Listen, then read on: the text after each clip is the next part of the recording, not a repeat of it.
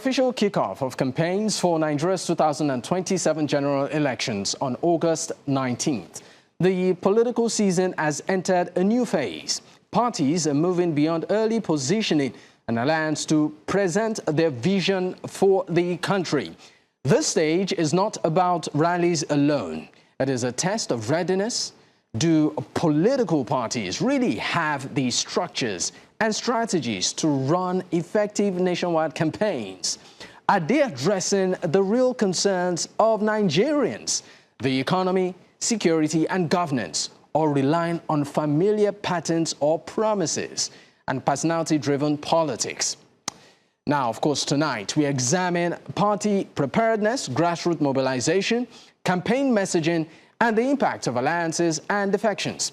As Nigerians face economic hardship and security challenges, the central question is, are these campaigns offering credible solution or repeating old approaches without substance? Or joining me this evening to unpack all of this is Dele Momodu, who is the former presidential aspirant and a chieftain of the African Democratic Congress. Of course, it's great to have you this evening, Mr. Momodu. Thank you for your time. Good evening, and how is Lagos tonight? Lagos is great. And of course, how is your end too, sir? Oh, Accra is beautiful. Thank you so much. All right, let's get straight to it.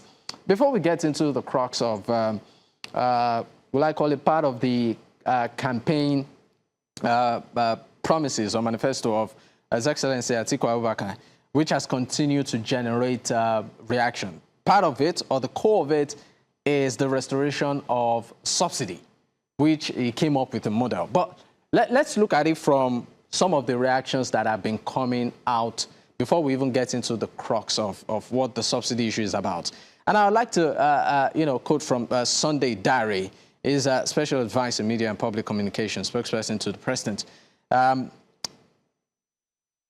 X, he actually called it a series, Atiku Turncoat series, and then he put a subsidy 1. But I would like to go to the Turncoat series 2, according to him. He said to entertain Atiku's hollow promise is to invite national economic suicide. The old import subsidy regime was not merely a pricing mechanism, it was a black hole of rent-seeking, round-tripping, and monumental corruption that starved health, education, and infrastructure of vital capital. As a matter of fact, they are saying that it's a desperate attempt to win, the hearts of Nigerians without actually having substance. How do you react, sir? Well, what would I expect from my dear friend Sunday Diary?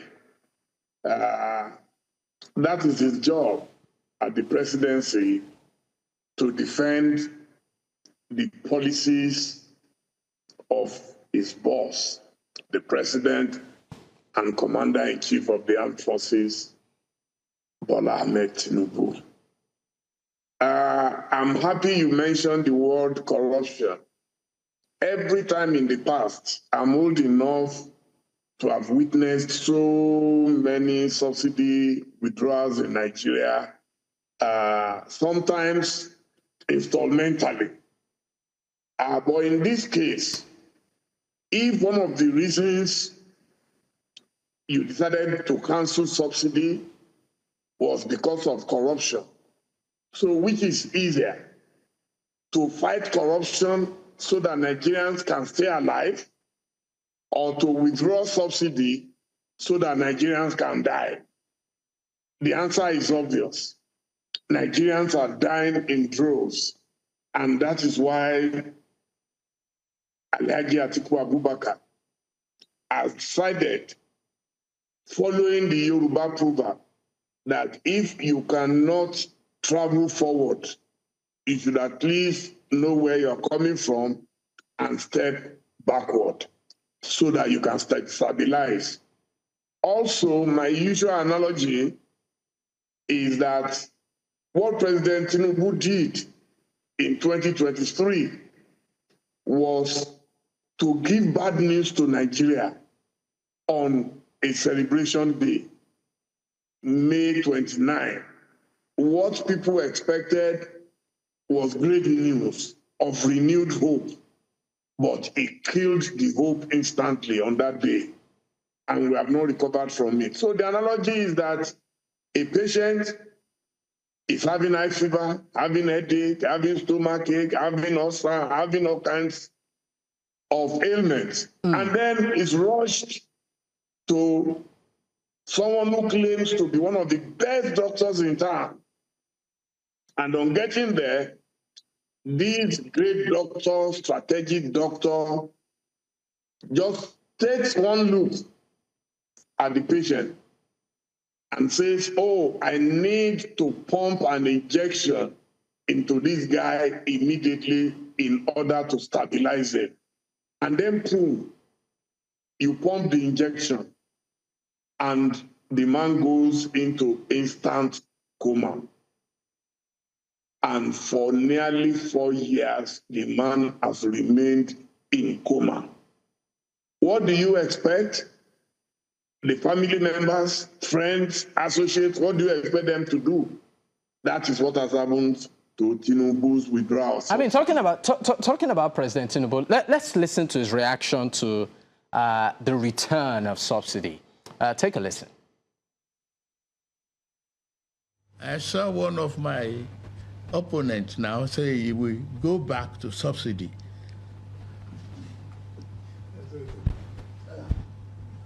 I read it.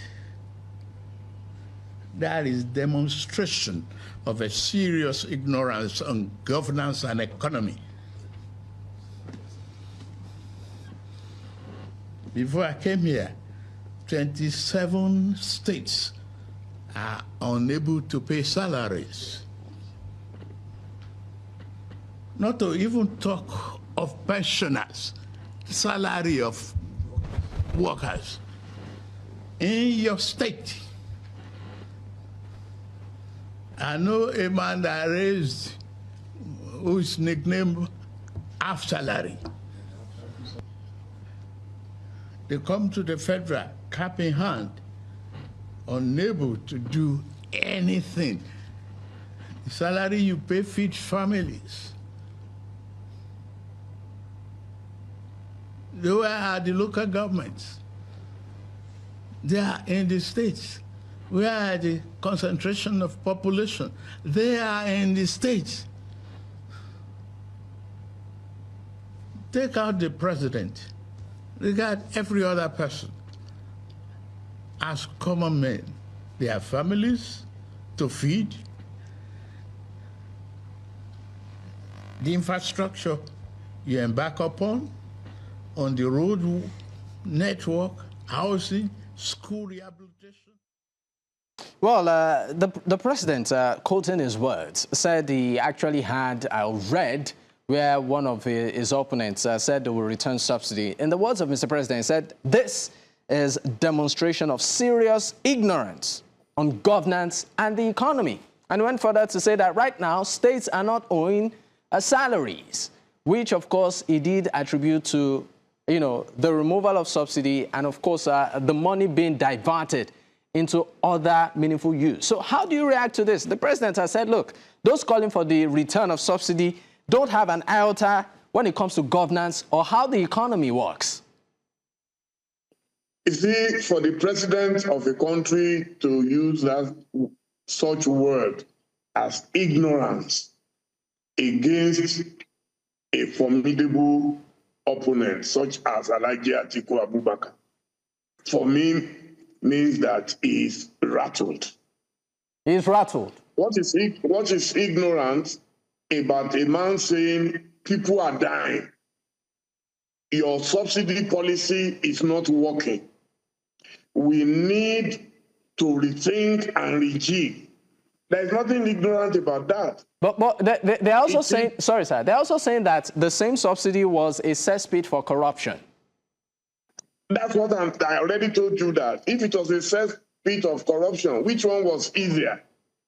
How many people were involved in the corruption? Maybe maximum 2,000 people in a country of over 200 million people. So was it not easier for him to take on the 2,000 people who were feeding fat on the country than to now throw an entire country into complete chaos.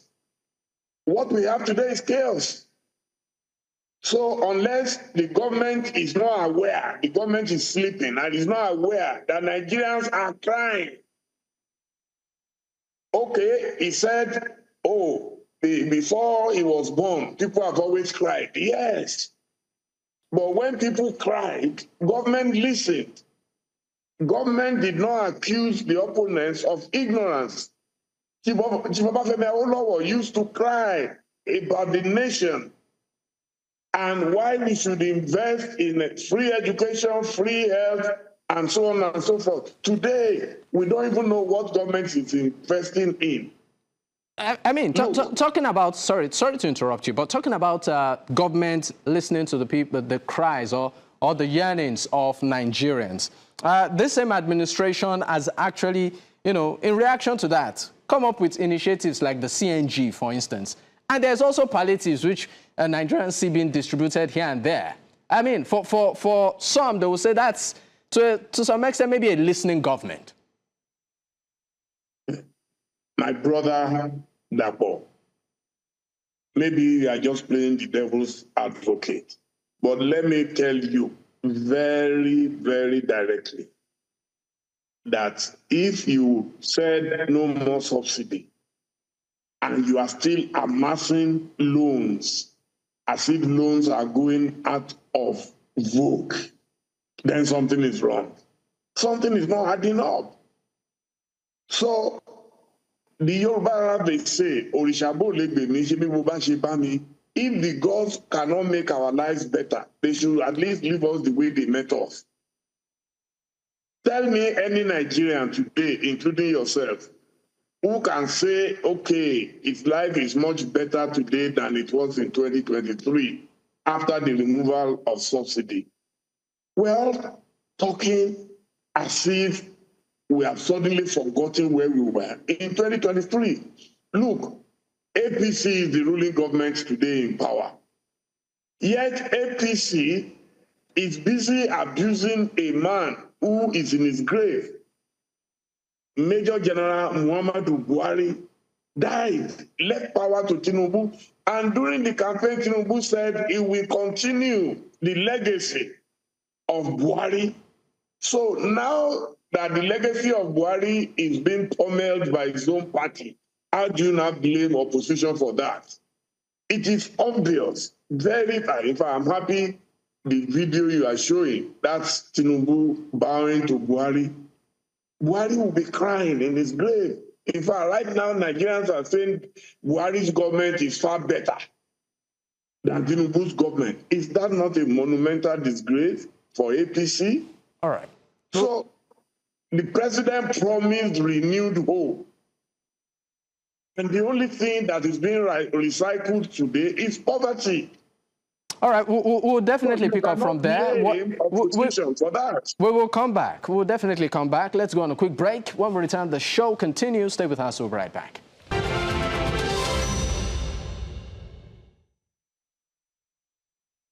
You're still watching Politics HQ on News Central Television. I still have my guest with me, Mr. Dele Momodu, who is the former presidential aspirant and chieftain of the African Democratic Congress, is my guest at this time. Thank you for staying with me, sir. Now, let's look. Great, sir. Let's look into, of course, a strategy right now. As an opposition party, I'm talking about the ADC right now, in this general election. There are several talks around what the strategy of the opposition is. Some are even questioning if at all the opposition is prepared, to, tug it out with the ruling APC ahead of 2027. Some have said, look, it would have made more sense if the opposition came together and presented a unified candidate, while some have said, look, with several power blocks here and there, the votes on the opposition side might end up being, scattered across board. What do you have to say to this? Well, everybody says whatever is convenient for them. But as a strategist, in media and communications, I can tell you that the scenario in 2027 will definitely be different from 2023. How? And what do I mean by that? The Osun election has shown very clearly that APC is in serious trouble. Nigerians are much wiser today. Let me tell you, the 3 items usually on the scorecard for elections. Number 1 in Nigeria is ethnicity. They call it the race card in America. Number 2 is religion. Number 3 is money. I can tell you that with the proliferation of social media platforms, a lot of people that you never expected to know what is going on, they are better informed. That's what happened in Osun. In Osun, they tried to play the race card, it did not work. They tried to play the religious card, it did not work. They tried to play the cash, and it did not work. So what will happen is that people are going to take money from politicians. So let me start from the rear. In the area of religion, APC is already playing the Muslim card, but I think it will fall flat.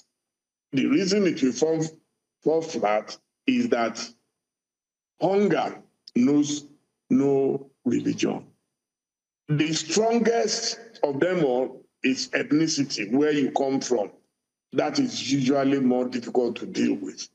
But fortunately, ADC has a presidential candidate who is a Muslim and a vice presidential candidate who is a Christian, a Catholic. There are estimated 35 million registered Catholics in Nigeria. So that sends a powerful signal that, look, you are going to have a combination that is an ideal party for a country that is plural in matters of religion. That, for me, is going to be very key. And when you look at the voting patterns, majority of the votes will come from the northwest, northeast, southwest, and so on and so forth. For you to win the presidential election, you must lock down at least 4 regions out of 6. So Tinubu will be expected, naturally, to lock down the southwest, the south-south, and the southeast, while Atiku will be expected to lock down majorly the northeast, the northwest, and parts of the north central. If you check the last election, that is why he came second, because of the volume of votes that came from the northern region. Now, with Obi in the race, Obi affected Atiku more the last time because Tinubu had the support of APC in the north. Buhari was alive. Buhari was like a rock star in the north. So now with the exit of Buhari, and now with Nasiru El-Rufai languishing in detention, Tinubu, I believe, has made a technical error. Tinubu should have done everything possible to retain his relationship with the North, pamper them. If you travel the way some of us travel around Nigeria, you will see that... So basically what you're saying, sir, because we need to wrap up the conversation, what you're saying, sir, is that Mr. President, the current president of Nigeria, President Tinubu, does not have solid relationship or footing in the North, and for that reason, he will lose in 2027.